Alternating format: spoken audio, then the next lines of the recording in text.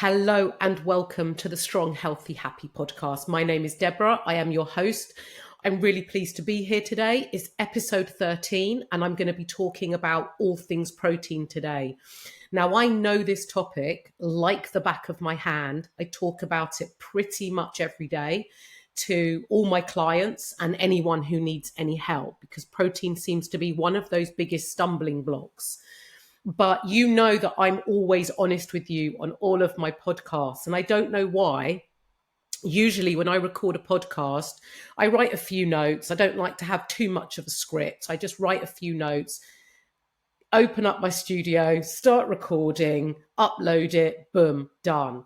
But for some reason, this episode, I've stopped and started so many times. I actually started it yesterday, it being Saturday, which is not my usual recording day. But I'm going to support one of my clients today who's running a half marathon. And I want to make sure I'm at the mile point that I've agreed to be at the right time. So I had started this podcast yesterday, and like I say, I've stopped and started, and then I decided to leave it and then come back and start again today from fresh. And I've decided that I want to leave all the technical jargon behind and really speak in very simple terms and be as helpful as I can about why you need protein and how to get it and how much and how often. And I'm just going to keep it really, really simple, because it is simple. Not always easy to do, but it is simple. So I'm going to keep it really simple, the best I can. And I hope and I plan that this recording that you're listening to right now is my final attempt at recording this podcast. So, first of all, before I get started and talk about protein, I want to thank you, my listeners, very much for listening to my podcast and sending me feedback. It is so much appreciated. I can't express my gratitude at hearing from you. The feedback is really reassuring. This is something new that I started not that long ago. I'm very proud to be at episode 13. Many people who start a podcast don't get past episode 3. So I feel very proud of myself, and your feedback means the world to me. If you're here for the first time and this is your first episode you're listening to, welcome. Please listen back to my previous episodes. I know you'll find them helpful. And if you're a returning listener, thank you so much for your continued support. Remember to keep sharing this podcast and my social media profiles to all your friends, however you do that, whether it's on social media, your WhatsApp groups, your Facebook groups, whatever. The more women I can reach and help, the more I can do. I'm very passionate about helping women improve the way they feel and to improve their health. And I like to think that I'm relatable, and so it's very much appreciated. Let's get on with the show. I'm waffling. Let's get on with the show. So, protein. When I work with women and I take someone on new for the first time, I review the diet that they currently have. One of the first ways I start off coaching, because I'm not here to completely change someone's diet or give them any rules about what they should be eating or not eating. What I like to do is look at the diet my client already has. And I do that, might be over a week, it might be over 2 weeks, it might be longer. And I get familiar with their eating pattern, their eating, how many meals they have, their timing, what foods they like to eat, how they like to eat as a family, how they like to eat when they're at work or when they're on their own. And then I make recommendations based on all these things that I then review. And one of the usual things that really becomes apparent in these diary reviews is the low levels of protein. Now, it's really not uncommon. It's very common. And it's something that, we're going back maybe 8 to 10 years, was somewhere where I was too, where my protein was really low, because our diet tends to be usually very carbohydrate based. which is fine. Carbohydrate, nothing's bad for you, but the intake of protein is typically very low. And protein is one of the most important macronutrients of all your macronutrients. So of your protein, carbs, fats, protein is the most important macronutrient, but unfortunately it's also the most under-eaten macronutrient. And that comes about just from the way we tend to eat, the routine and the habits that we've built over the whole of our lives. But it is something really easy to increase and to fix as part of the diet that you're already enjoying and that you're already eating. Now, one of the reasons why protein is the most important macronutrient is because protein is very, very beneficial for your health. Protein helps repair and build muscle tissue, and muscle equals health. And the more muscle you have, the greater your health will be, the better position your health will be. Muscle supports your long-term health. It will prevent long-term diseases and illnesses. Your muscle will support you as you age and you move into the aging process. Your muscle will enable you to be more independent, more strong, reduce your risk of falls. And your muscle tissue breaks down every day as a part of life. And so including protein and sufficient amounts of protein in your diet will help maintain the muscle tissue that you have and build up, ideally, build the muscle that you have. So please don't think when I talk about muscle that I'm wanting for you to be looking like, a bodybuilder, Arnold Schwarzenegger, etc. It is really difficult to build muscle tissue. It is extremely difficult. And so nothing is going to happen overnight where you completely change the way you look. And protein supports the build-up and repair of your muscle tissue, which is essential for the longevity and quality of your life going forwards. Now, it would be remiss of me to not caveat this at this point by saying that resistance exercise works hand in hand with protein intake, because resistance exercise stimulates your muscles and helps build and maintain the muscle that you have. So it's very important to include resistance training as part of your exercise regime. And resistance training is basically exercise against an external force. So it might be you exercising from home using just your own body weight. It might be going to the gym. It might be using some, you might have the odd kettlebell or dumbbell at home or a band. And that is resistance exercise. It doesn't necessarily have to be in a gym. And combining your protein intake with resistance exercise is the way to optimally maintain and ideally increase the muscle tissue that you have.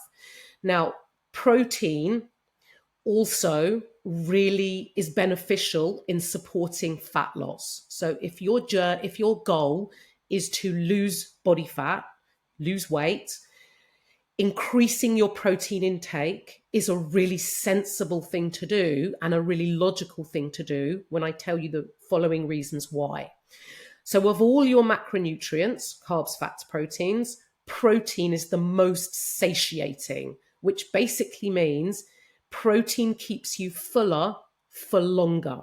So when you're managing being in a calorie deficit, which is how you lose weight, having protein in your diet helps you manage your hunger because it keeps you fuller for longer. And when you're eating in a calorie deficit, managing hunger levels is going to be really important. Now, that doesn't mean your deficit has to be really big and you're walking around starving hungry all day, because I wouldn't want that for you or for any of my clients. But it makes sense to include protein in your daily diet at regular meal times to keep you full and satiated. The other reason that protein helps support your fat loss goal is because protein, of all your macronutrients as well, has the highest calorie expenditure to break down and digest within your body. So you are utilizing and burning calories to digest and break down the protein that you eat. And it has the highest thermic effect what's called thermic effect, which is the digestion and breakdown of all your macronutrients. So it makes sense to eat it and include it as part of a fat loss goal. Now, what is protein and how do you get it? So, first of all, protein comes from your. So, I'm going to start with the meat eaters, right? If you're vegetarian or vegan, I'm going to be talking about plant-based protein as well. But if you eat meat, your highest source of protein comes from animal products. It is what's known as a complete protein. Protein is made up of essential amino acids. And I'm not getting sciencey on you, but animal products contain all of these essential amino acids. And they are the structure of your protein. And you will get protein from, meat, chicken, turkey, beef, all your meat products, your dairy, milk, eggs, cheese, yogurts. You will get protein from fish, from white fish, oilier fish, shellfish. So you will have a vast range of protein. If you are vegetarian, you can get protein from tofu, corn, tempeh, and you can get protein from nuts and seeds, beans and pulses, lentils, legumes. If you are vegetarian and depending on how you follow your vegetarian diet, you could also include, some of the dairy products or fish, depending how you like your food preferences. If you're vegan, then you're going to be sticking to mostly those corn, tofu, tempeh, and those other plant-based protein sources that I mentioned. Can you achieve an adequate protein intake if you're vegetarian or vegan? Yes, you can. Absolutely. It's a little bit hot, takes a bit of harder work, but I have vegetarian and vegan clients and they are all hitting their protein targets. And it is absolutely possible with a little bit of planning, food preparation, but it is absolutely possible. But they are your sources of protein. Now, when I talk about protein targets and how much, now government guidelines probably haven't been updated for some time, and government guidelines don't take an individual into account. It's a very generic guideline, and the current guideline is 0.8 grams of protein per kilogram of body weight. So you can do the maths on your own body weight and it will give you the government guidelines of your protein intake. Now, that government guideline, 0.8, is really low. And it's actually not very sufficient for your protein targets. When I coach clients, depending on their start point, so for example, if I take someone on and their protein levels are really low, I'm not going to give them a really high protein target because it's too big a step for them to achieve from where they are now to where I want them to be. So we do it really gradually. And then over time, we build it up. But the protein targets it's very person dependent. I always recommend approximately 1.5 to 2 grams, sometimes 2.5 grams per kilogram of body weight. Person dependent and very much goal dependent. And yeah, very, very individual. But as a minimum, I would recommend 1.5 grams and then per kilogram of body weight as a rough guide. Now, if you're not tracking your calories, you have no idea of your protein intake or your calorie intake, that's fine because I want to keep things relatable and simple.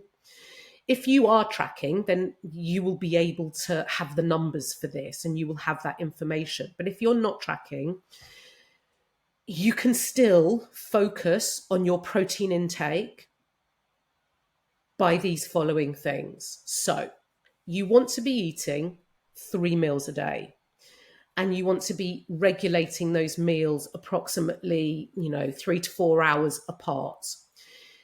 You don't have to typically, get out of bed, have breakfast at 7 a.m. You can have those 3 meals at the timings that suit you. But eating at regular meal times, one, regulates your hunger and your appetite, stops, I say stops, it usually leads to a reduction in snacking because you have eaten good quality, substantial meals that are going to be high in protein. And I'm going to tell you how to do that. It will most likely reduce your snacking, whether it's for health, whether your goal is weight loss.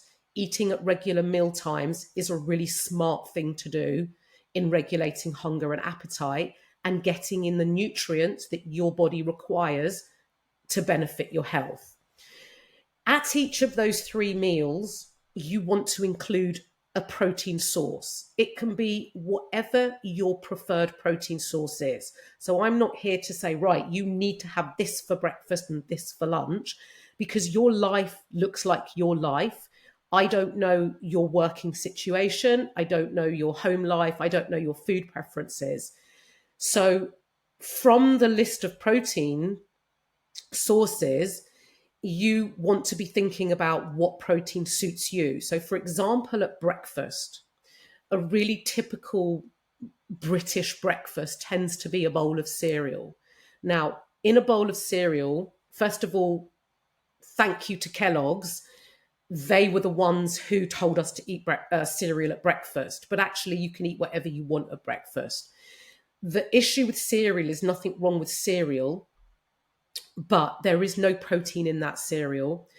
And you will have some protein in your milk, but you don't have enough quantity of milk to give you the protein you require.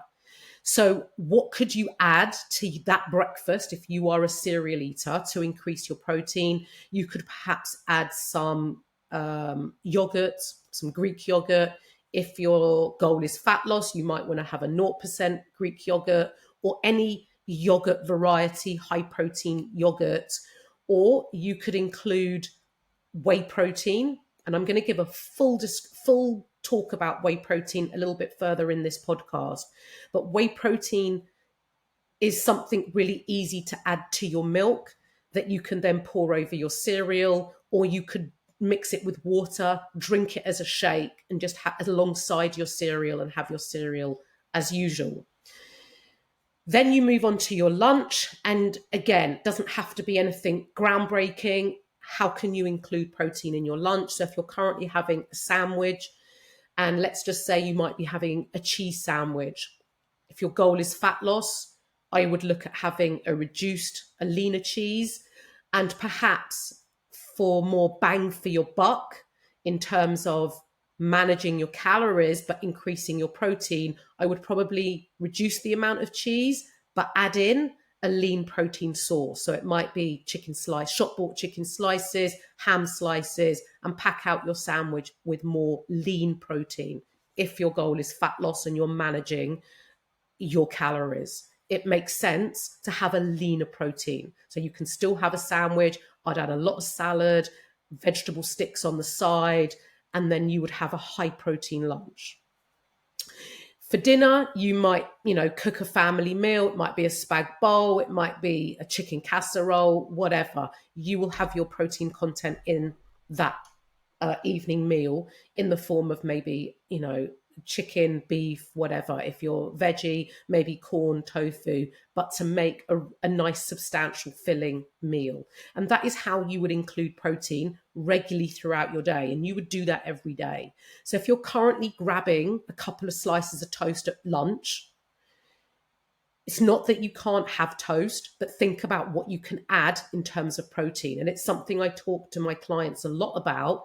It's not about what you can't have. We're not taking things away. We're adding in. And in terms of this podcast being about protein, we're adding in protein. If your goal is fat loss, keep your protein sources lean. So the leaner cuts of meat, chicken breast as opposed to chicken thigh, your 5% beef as opposed to your 12% beef. Things like that, where you're having a leaner protein source. You can also combine proteins together. So I mentioned reducing the amount of cheese, but adding in, say, ham slices. You've got two protein sources combined. If we go back to the breakfast choices, if you're not a cereal eater, but you might fancy some eggs for breakfast, eggs are a really healthy food. They're not bad for you. No food is bad for you. Eggs are a great source of protein and fats. However, there's not that much protein in one egg. And so it's a good idea to add in another protein source to your egg. So it might be in the form of a sausage. If your goal is fat loss, I would look for your leaner sausage, like your hex sausage. It could be like back bacon. It might be, sound very privileged saying this, but some smoked salmon or some meat slices, something that you're adding in as another protein source. Something I have regularly is, because I like it, so if you don't like it, don't have it, is cottage cheese. And I'll spread that on my bagel or my toast. Then I'll still have maybe some scrambled egg. And I make my scrambled egg sometimes mixing in some egg whites to boost the protein content alongside a whole egg or two. So it's about thinking about how you can add more protein into your meals, but also, if your goal is fat loss, managing your total calorie intake. So stick to those leaner cuts, leaner protein choices. If you're not tracking calories, you're not going to know exactly how much protein you're having, but if you're including it regularly, you will be getting enough. And alongside those 3 meals, I would also recommend having one protein snack a day. It might be a protein pudding. It might be a protein yogurt. It might be a couple of rice cake with a couple of Baby Bell Lights, or a hard-boiled egg or something like that. A protein snack to further boost your protein intake. The benefits of you including adequate levels of protein in your diet has many physiological benefits on your body, such as the growth and repair of all your cells.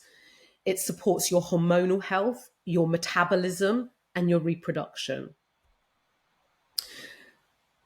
Protein helps maintain your muscle tissue to benefit your long-term health, prevention of illnesses and disease, and eating protein will support your muscle maintenance so that you maintain as much muscle as possible to support the aging process.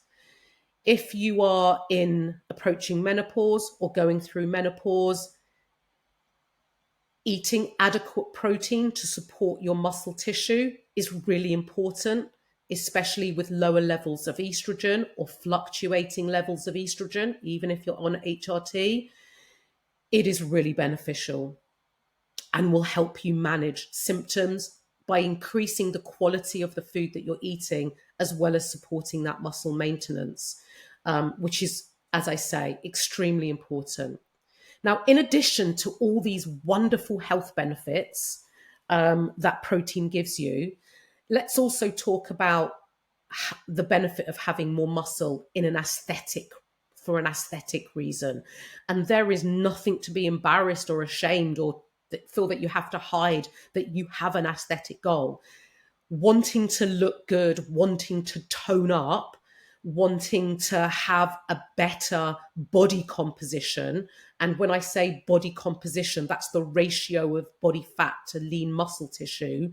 Increasing your body composition to a more toned look basically means increasing your muscle tissue and reducing your body fat. There is nothing wrong with having an aesthetic goal. So as well as improving your health, you will benefit your external appearance and have an aesthetic goal. And so increasing your protein intake is going to support you in that aesthetic goal. You need to remember that protein breaks down daily. That's just a part of life. And including protein in your diet is going to help you maintain that muscle and keep building up and replacing the muscle that you're breaking down every day. Now, I mentioned that I was going to come on to whey protein. Now, this is, again, a huge question I get asked a lot of the time, whether it be from people on my social media or my clients. But, what is whey protein? Is it for me? Can I take it? And let me start by saying, whenever I mention whey protein, everyone has this image of the bodybuilders in the gym and those shaker cups. and they're coming out the gym drinking it down the minute they finish their workout. Now, you don't need to be doing that. They probably don't need to be doing that. That's another story. But whey protein is it is an excellent source of protein. It has all the essential amino acids in it. You can get protein that is vegan. You can get, just the regular protein. Whey protein you can get from many places. It's all pretty much of a muchness. You don't need a diet protein. You don't need an extra pizzazzy whey protein. You just need a normal, regular whey protein. What tends to lead to different retailers or where you buy it from is down to your personal taste preferences, the flavors that they might offer, and what you personally want to spend.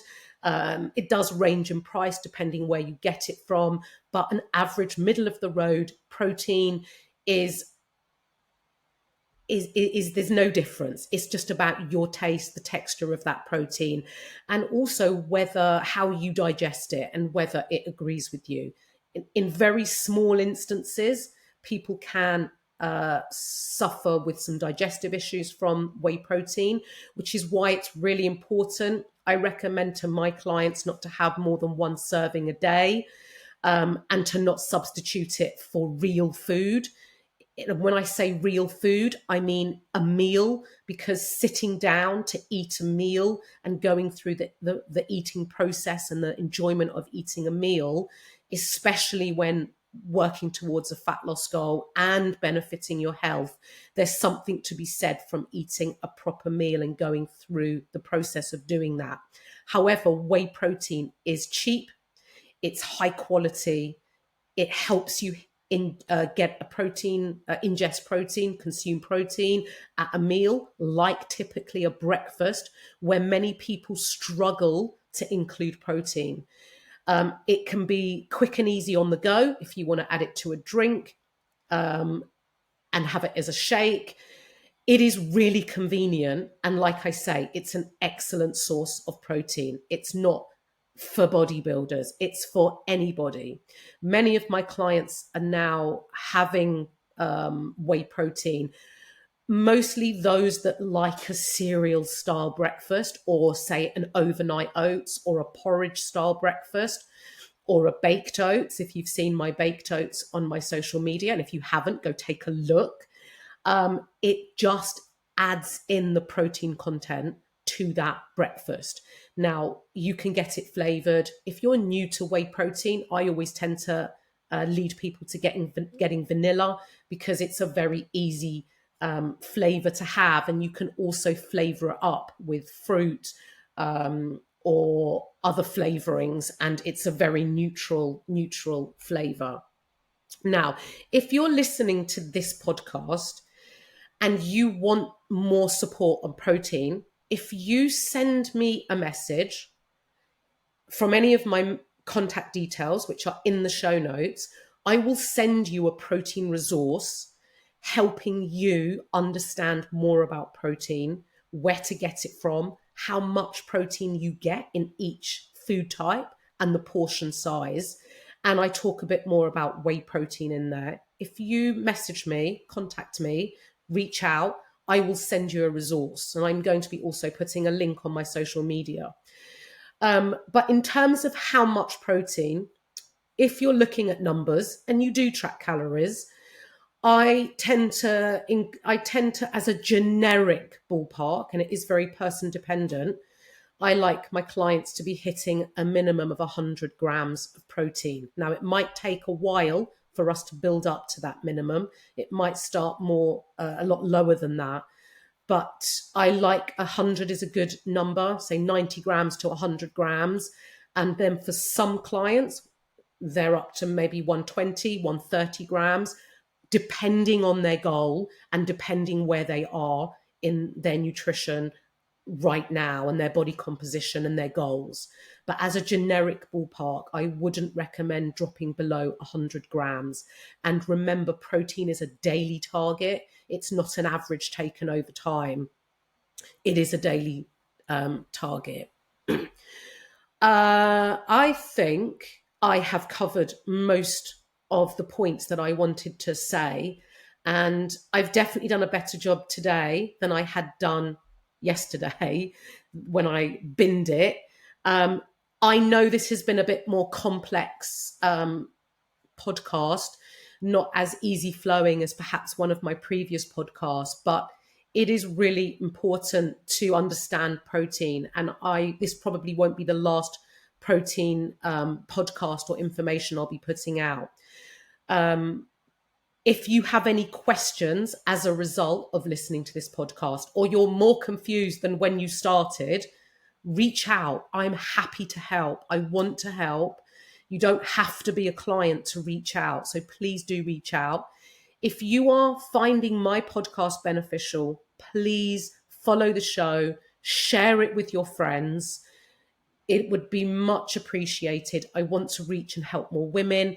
And if you do need further support and you want to find out more about how you can work with me as a one-to-one coaching client to further achieve your goals, the success rate of having a coach is going to be much higher than when you're going it alone. Please reach out, find out more information. I don't buy, I'm really friendly, and I'm very, very approachable. Have a great rest of your day, and I'll see you on the next podcast.